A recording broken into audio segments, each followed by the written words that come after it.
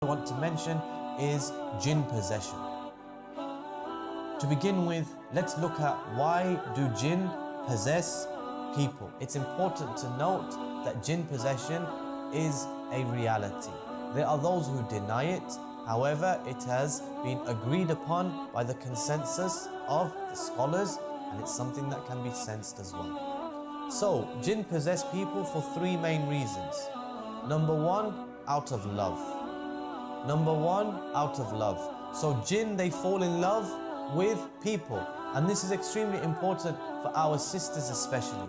So for example, you're leaving the house and you're not wearing the correct hijab. You're not properly covered. Or you are wearing a lot of makeup and you have beautified yourself and you're leaving the home.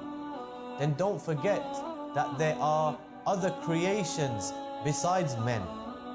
There are men who are going to look at you. But at the same time, a jinn may fall in love with you. And this is something very, very common. I had a case where a jinn had possessed a sister. She was waiting at the bus stop and the jinn fell in love with her. She was walking through a park and the jinn followed her. She was waiting at the bus stop and the jinn fell in love with her. And it actually possessed her. And when they fall in love, they're very, very difficult to remove because their love is like almost a blind type of love. It's like, I would rather die than leave this individual. And it's very romanticized, and in this way they will say, look, I'm not going to leave. I'd rather die than leave her. They fall in love very, very easily for some reason. Okay, so a jinn may possess an individual out of love. Likewise, the second reason why a jinn may possess is out of revenge. Due to revenge. Okay, so I'm sitting here, I throw something across the room and I can't see, but there's a jinn there, and it harms the jinn, or it may kill one of the jinn's children, and as a result of that the jinn possesses this individual. So for example, there was a 15-year-old boy and we found him in the street trying to strangle himself to death.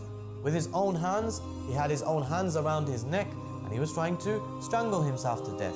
So we carried him into the masjid, into the back of the masjid, and we began to make ruqya. We began to make the ruqya, and the boy, he was completely unconscious. Then immediately his eyes shot open and he sat up, and the jinn began to speak, and he began to say, I'm going to kill him, I'm going to kill him. Why? Why are you going to kill him? And the answer was, because he was running through the park. And it was night time, and he was running through the park and he stepped on one of the children of the jinn. He stepped on one of the jinn's children, and clearly he hadn't said Bismillah, or he hadn't invoked the protection of Allah. Therefore, he stepped on one of the jinn's children, and I think he harmed it, or he must have killed it, and the jinn was now seeking to take revenge. It was now wanting to kill this individual, and of course, if it had done so, then it would have been said, this boy strangled himself, it was suicide. But of course, it wasn't really suicide, because he was compelled and being forced. So this jinn, it was a Muslim jinn, so we reminded it to fear Allah, reminded it that we can't see them, they can see us, but we can't see them, so it was a mistake. So you can't do this type of oppression. And eventually, alhamdulillah, the jinn left. The third reason why jinn will possess an individual is due to sihr, due to magic, being sent by the magician.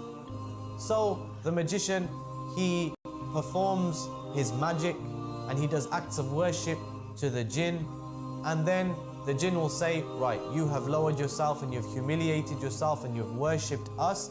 Now what do you need from us? And he will say, I need you to go and harm such and such an individual. I need you to go and possess such and such an individual. So then he goes and he sends the jinn. And the jinn will now go and try and possess the individual. They will try and possess that individual in order to achieve their objective.